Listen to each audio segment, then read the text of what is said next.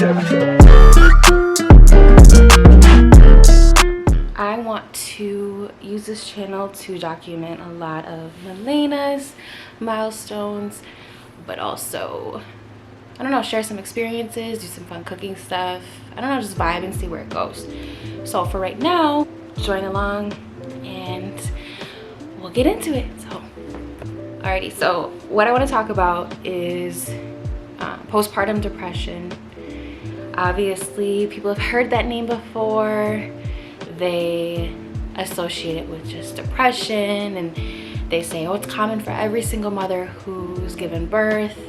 But in reality, not a lot of people, I shouldn't say not a lot of people, but there's a majority of the population who aren't fully aware of what postpartum depression is and what it can look like, because it can look very different for a lot of people. And by no means am I an expert, by no means am I a nurse. Just based off of personal experience, I want to share it. I want to create a space for many women, because I know a lot of you guys who follow me are either A, mothers, or B, pregnant, C, my age, and have heard about this but haven't really learned about it. So one, I do have bipolar disorder on top of it. So for me, it can look like mania, it can look like depression, it can look like I'm okay. A lot of the time, I guess you could say I'm in mixed episodes where I feel not super manic, up and energetic, euphoric, but also not super depressed.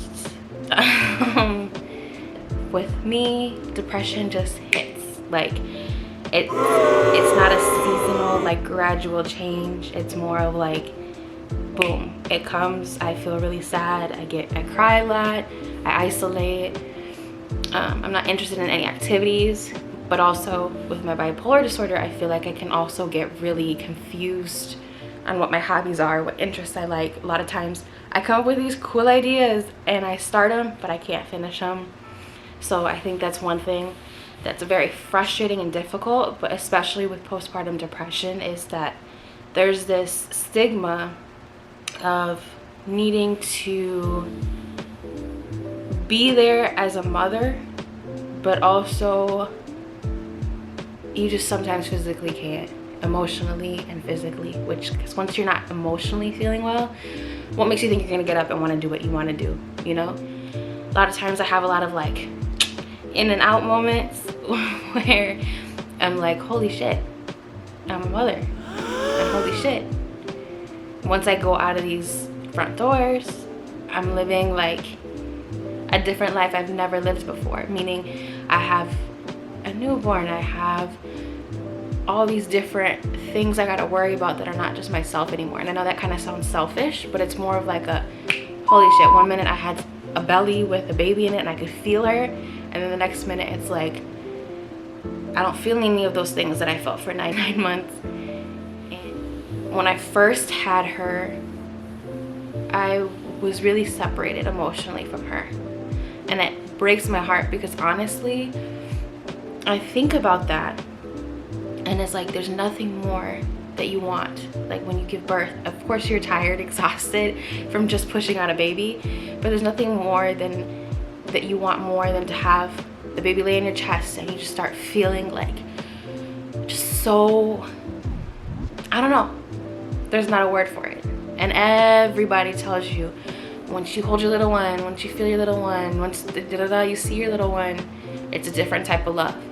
But to be honest, when I first had her, I didn't have that love.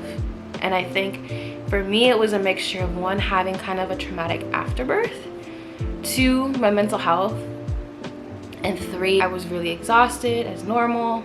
But then once I had her, they actually put her on my chest, and I just immediately felt nauseous. Like flashes, like when you think of like a camera or a paparazzi, like they snap pictures and it's bright, that's what it felt like.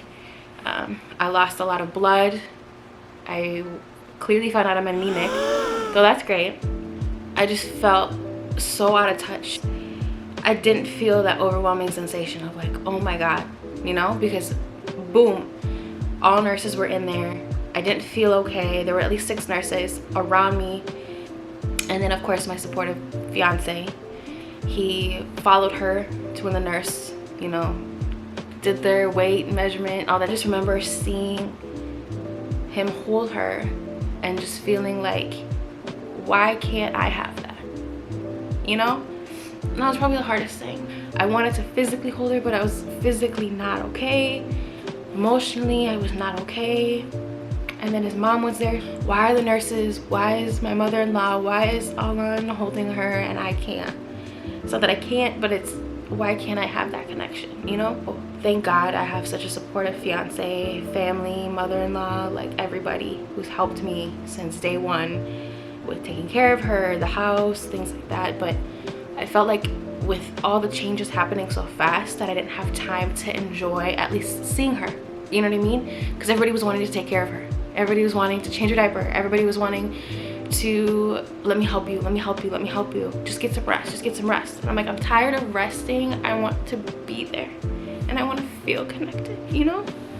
So that was probably the hardest part of the postpartum, you know, realness. I mean, of course, it comes in and out today still, but the more time I've spent with her in the mornings, the more time I interact with her, the more I get that connection with her, and I value that. I wouldn't trade it for the world. I think those highs and those lows can be very high and very low, and they can look so different with my bipolar. So sometimes it's hard to recognize when I'm in that high moment of like, I want to cook, I want to do this, I want to, you know, literally save the whole world, and then boom, like I said, the depression hits me. I don't want to do anything. I feel really, really sad. I don't want to touch, and I don't want to touch her. I don't want to, like, I just zone out. So I think that's something we don't talk about a lot as women, about how hard, you know, birth can be, how hard pregnancy can be. Because even though I had, knock on wood, like a pretty easy pregnancy, and then once you go into labor or you have your birth experience, you're like, holy shit, this is legit. Like, I have to get her out, I have to, and now she's here. So I just wanted to kind of talk a little bit about my postpartum experience. It's not a full list of things that I've experienced so far, but I want to at least make my first video, put something up, dedicate this, make a commitment to myself of post something, let it sit there, do this first step. You've been talking about wanting to do this, get out of that and just do it. So yeah, just tell me what you think. I'd love to hear you guys' thoughts, and if you've had similar experiences, feel free to message me. I know a lot of you guys too have been so supportive in messaging me, like congratulating us on her arrival, you know, supporting me in like this cooking journey, because a lot of you guys have been seeing my little pictures and videos and like, oh my god, Taylor, you're finally cooking. So, and look, because you guys know me like that, but I want people to see how authentic and real life is. It's not just a reality TV show. It's not just your classic Instagram post, even though sometimes you want to make the most perfect Instagram post and whatnot.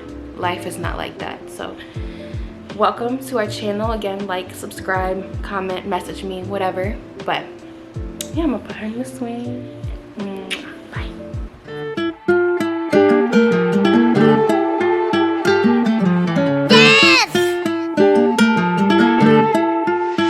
Yes!